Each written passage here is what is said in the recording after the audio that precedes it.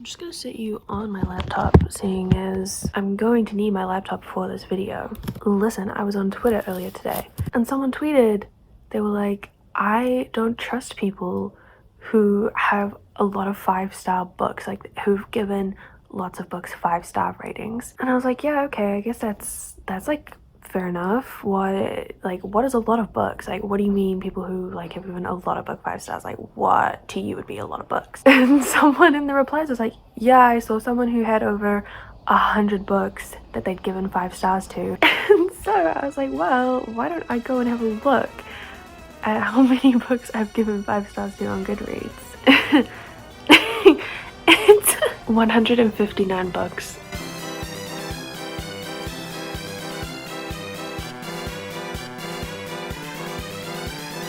No, because that's a lot. Now, if you're one of those people who like, I don't trust people who give out heaps of 5-star ratings, I'm gonna give you guys some context, okay? So I have given 159 books 5 stars out of a total of 565 books. So on Goodreads, the total number of books that I've like rated, reviewed is 565. So 159 of those, which like, I mean, I'm not a mathematician, but I would say that's like a fifth of the books that I've rated and reviewed on Goodreads. A fifth of those are 5-star ratings. So like when you're rating something out of 5 stars, like that seems like a not too bad, like that's not it's like tiny, it's just like 1/5. I don't think that's that crazy, okay? And also I'm like a Goodreads veteran. Not really, I've had my Goodreads since like 2017. I've definitely had my Goodreads longer than I've had this YouTube channel though, for sure. Listen, I've been rating and reviewing books on Goodreads for a long time, but everyone always talks about like how on BookTube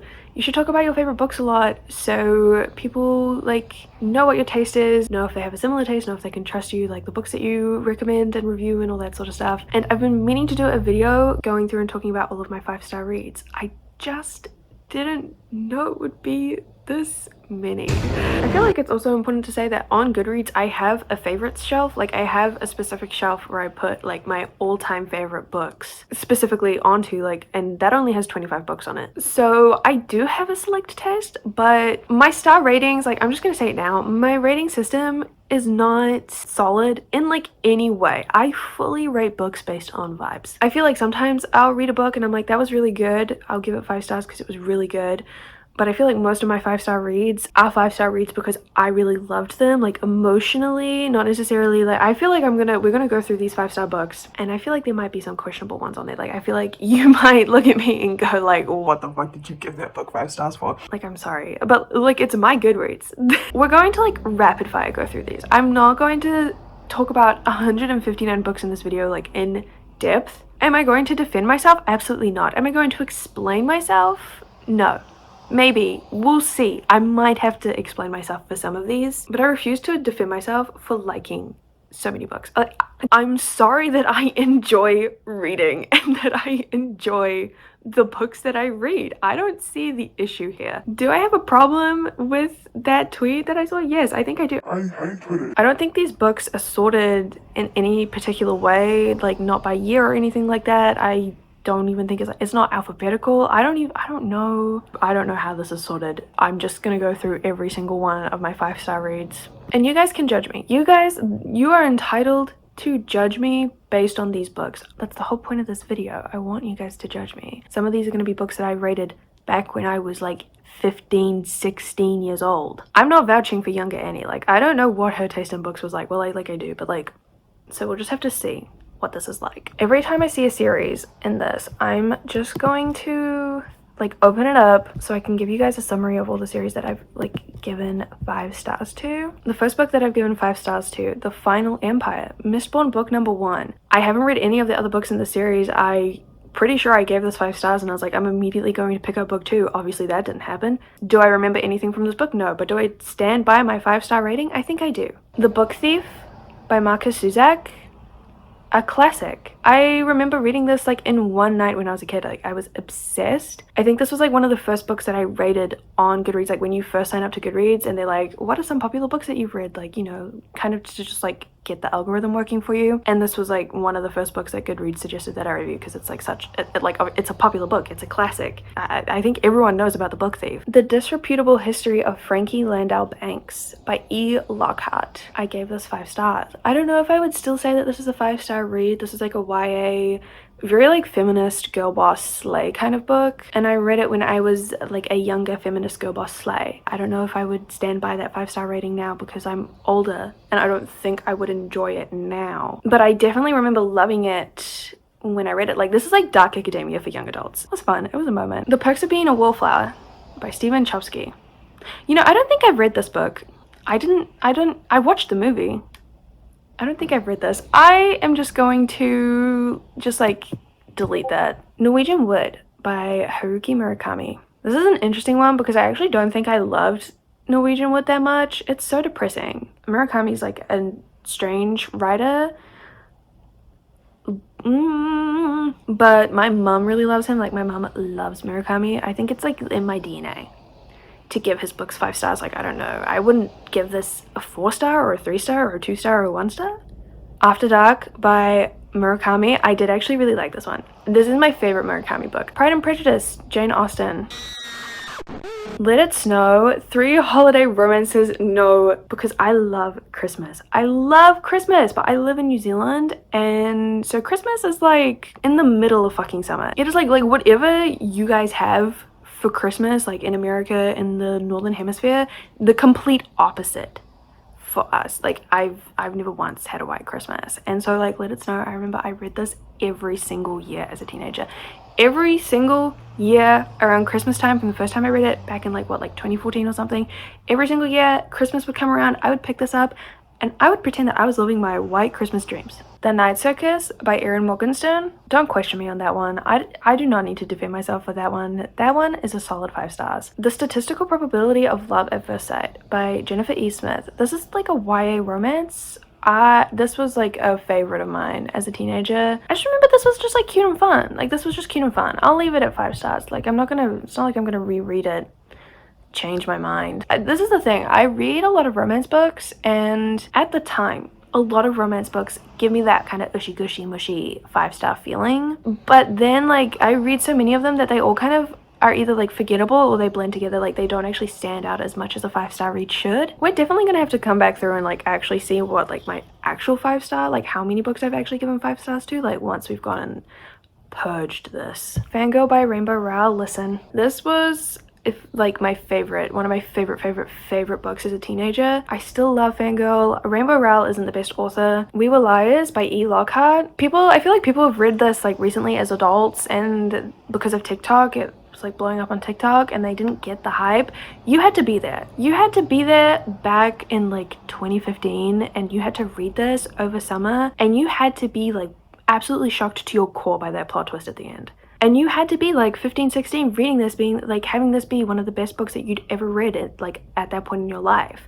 Like, if you just went there, like, you won't get it. I'm sorry, but this book is so good. Everyone who says that it isn't, just don't get it. I'm sorry, you missed out, and that's okay, but I'm sorry for you because it is a 5-star read. Like, it is that good. Falling Into Place by Amy Zhang. This was again like I loved this book when I was a teenager. That's just fully about mental health. I really liked it. Same with My Heart and Other Black Holes. Same with All the Bright Places by Jennifer Niven. This was like another one of my all-time favorites. Like, I loved that book. The Wrath and the Dawn by Renee Ahdieh. Incredible. This is technically a duology. I'm gonna say it now. Amazing.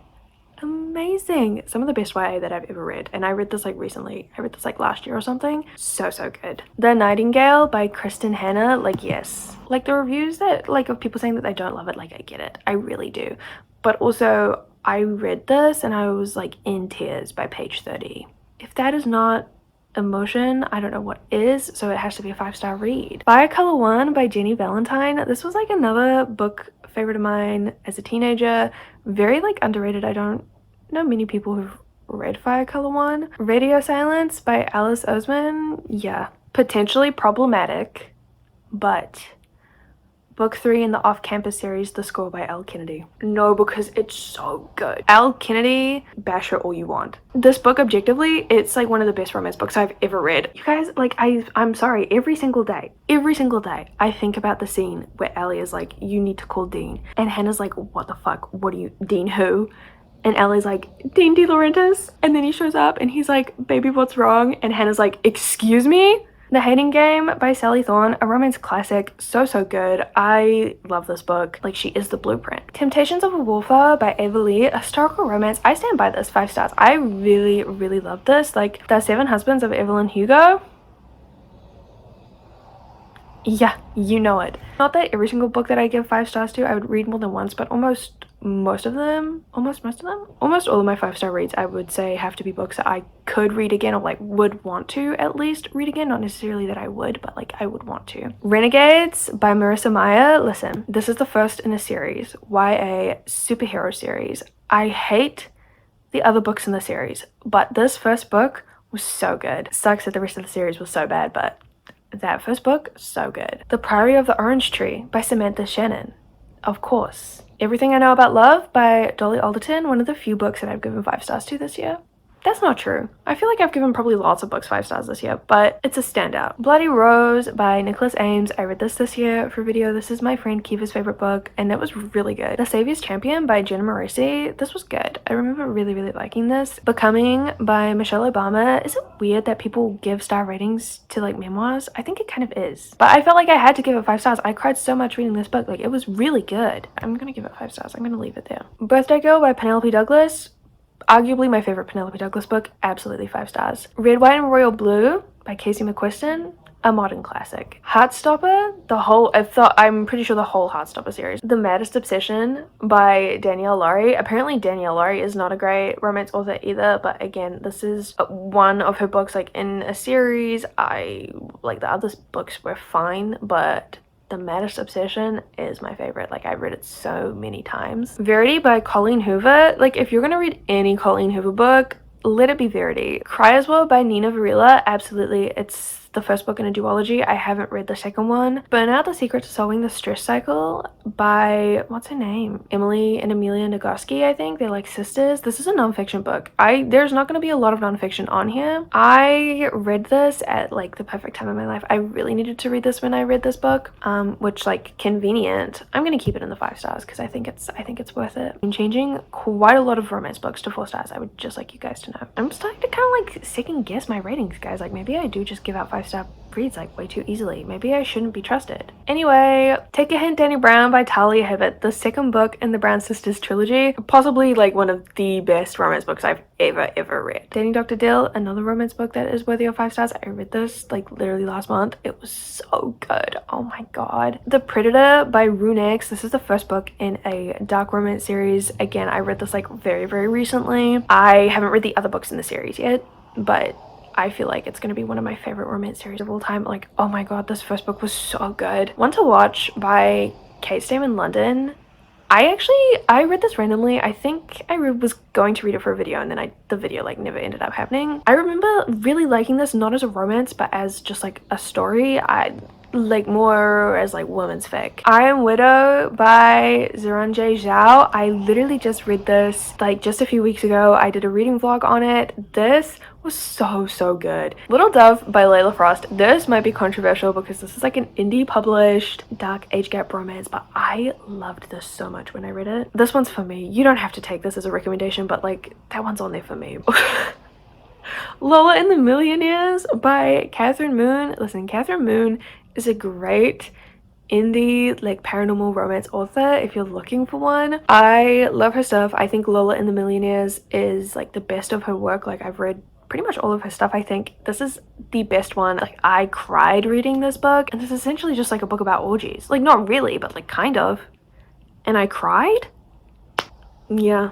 Like, I think that takes some skill. The Spanish Love Deception by Elena Ames. Listen, some people say that this book is overhyped, and I kind of agree. I think too many people have hyped it up, but I really liked this. Like, I have never been obsessed with a male fictional character as I was with Aaron Blackford, and that is so embarrassing. Like, I never thought I would see the day that I would simp for a male character like that hard, but I really, like, when I read the book, I really simped for him so hard. Let me also have this one, please. Trist. 6 Venom by Penelope Douglas. I think that is definitely worthy of 5 stars. One of my favorite sapphic romances that I've ever read. The Bully, the 3rd book in the Kingmaker series by Sophie Lark. Absolutely worthy of 5 stars. Loved it. I think that's my favorite Sophie Lark book ever. Window Shopping by Tessa Bailey. This was a cute Christmas, like, little romance. It's like a very, very short, like, romance story. Like, it's just like a harmless bit of fun.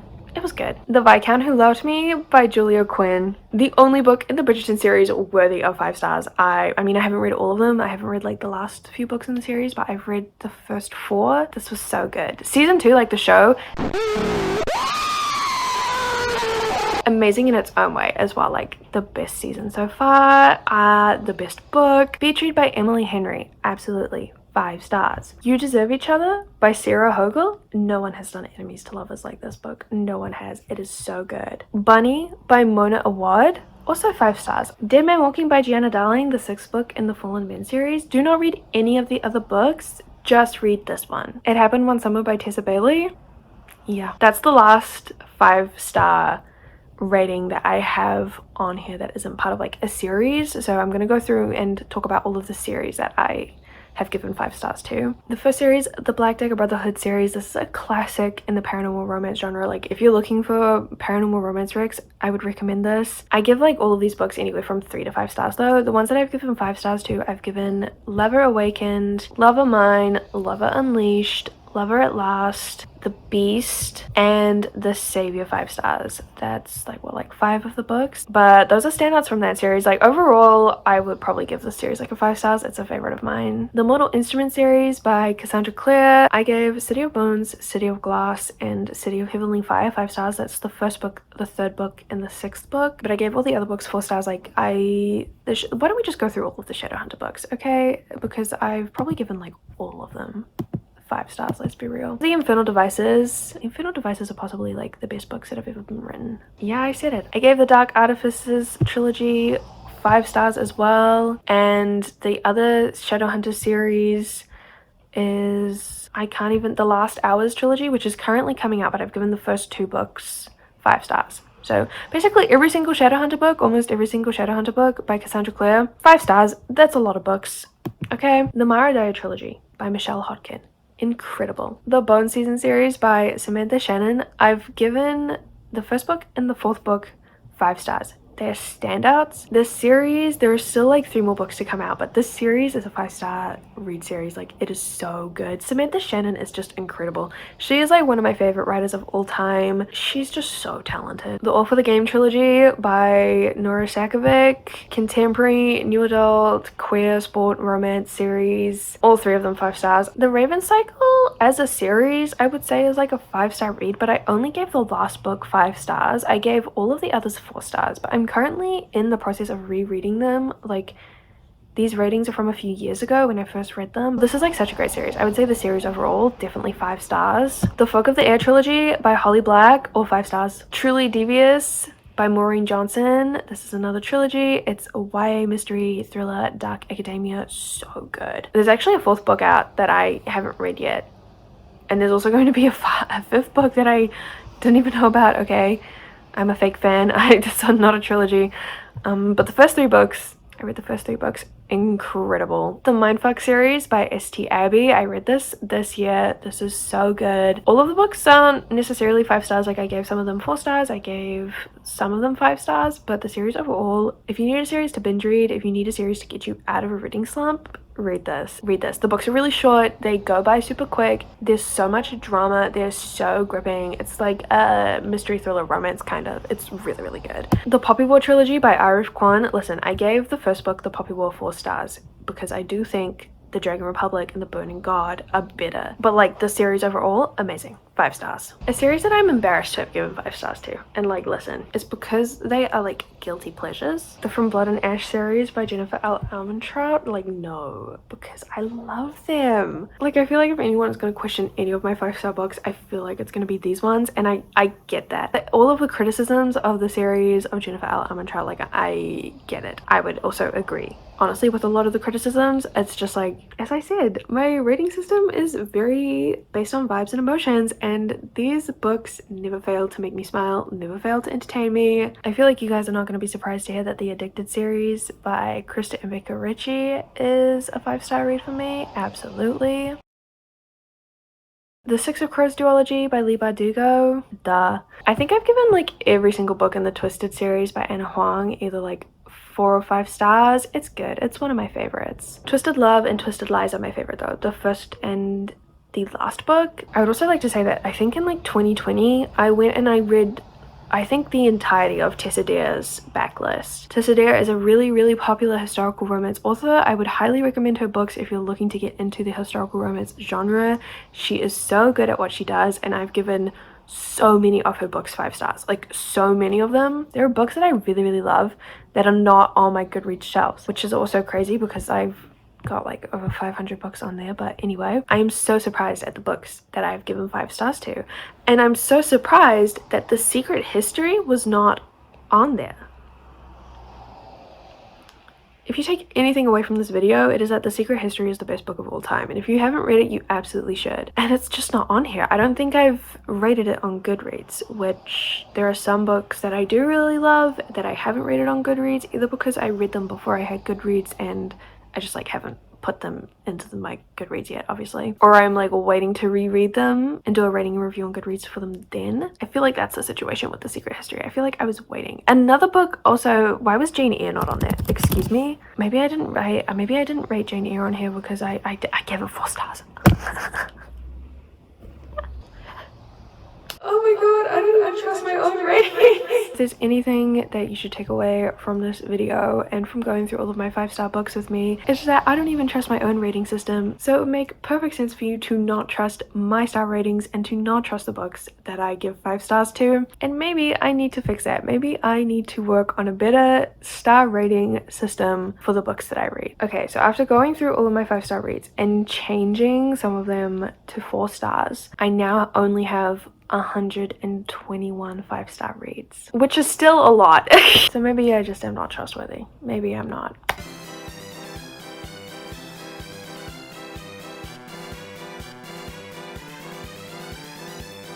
That's embarrassing, babes. There is one fanfic on here that I gave 5 stars to, but I'm not gonna talk about it.